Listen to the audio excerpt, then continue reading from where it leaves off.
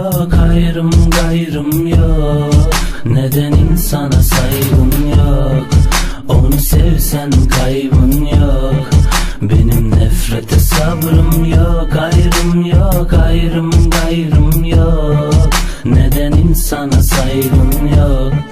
Onu sevsen kaybın yok.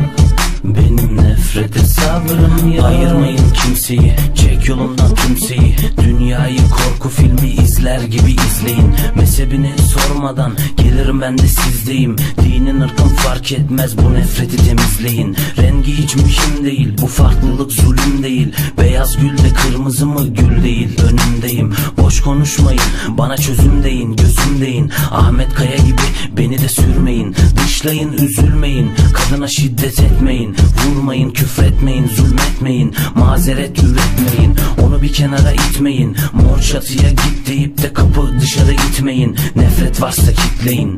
Dönerci cinayeti izlerken döner yiyin. Gün gelir de belki o zaman bu devran döner deyin.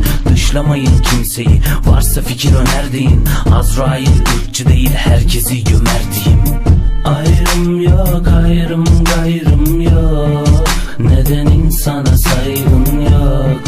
Onu sevsen kaybın yok. Benim nefrete sabrım yok. Hayrım yok, hayrım gayrım yok. Neden insana saygın yok? Onu sevsen kaybın yok. Benim nefrete sabrım yok. Türk diye, Kürt diye, Laz diye, Çerkez diye ayrımcılık artabilir, çağırmazsa adliye. Nefret söylemin verdi rahatsızlık çevreye. Birazcık vicdanım varsa girsin artık devreye. Avrupa'da ırkçılık vurdu şimdi zirveye. Nazi felsefesiyle girmiş hepsi gerdeğe. Hollandalı Wilders gibi başladım delirmeye. Saçım sarı değil diye çıkmasak mı gezmeye? Söyle gökkuşağı bir renk olsa tadı kalır mı hiç? Tadı kalır mı? İran kaldırsan da vinç.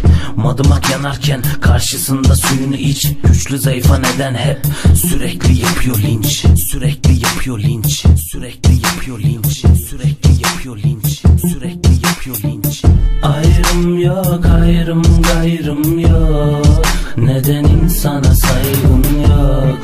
Onu sevsen kaybın yok.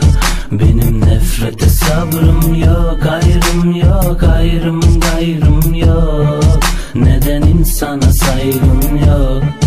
Onu sevsen kaybın yok. Benim nefrete sabrım yok.